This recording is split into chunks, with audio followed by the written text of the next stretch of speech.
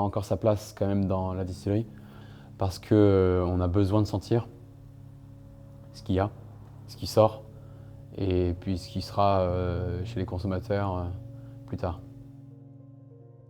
Donc j'arrive sur les coups de 5-6 heures du matin. Je commence par vérifier un peu ce qui se passe, s'il n'y a pas une fuite quelque part, s'il n'y a pas eu des soucis sur ma chauffe de la veille. Et ensuite, je commence à décharger mes chaudières. Une fois que je les ai déchargées, je les nettoie pour qu'elles soient au plus propre, parce qu'il va toujours rester du marc, du résidu en fait, de la chauffe de la veille.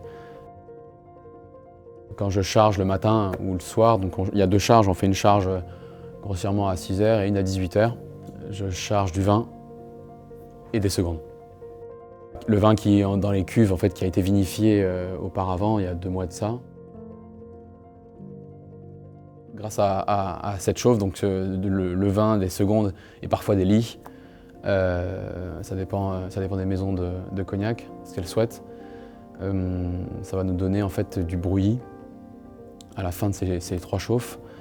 Et avec ce brouillis, on va pouvoir obtenir en fait de l'eau de vie qu'on va ensuite mettre ici, soit sous bois, soit sous inox. On a un automate, on appelle ça un automate, que Chavignac nous a installé. Cet automate, il nous sert énormément parce qu'il nous permet de tout gérer plus ou moins à distance et de tout vérifier notamment. C'est clairement un outil de contrôle. C'est aussi lui qui permet de démarrer la chauffe.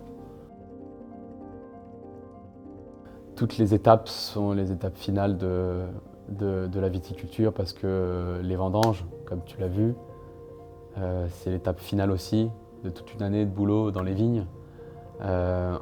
Et quand tu as réussi à faire les vendanges, ensuite vient la distillation. Et ça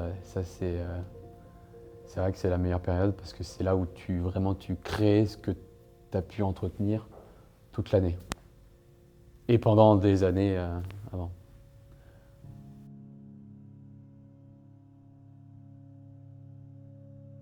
Ça, c'est les grands distillateurs qui le diraient, qu'un nez restera un nez.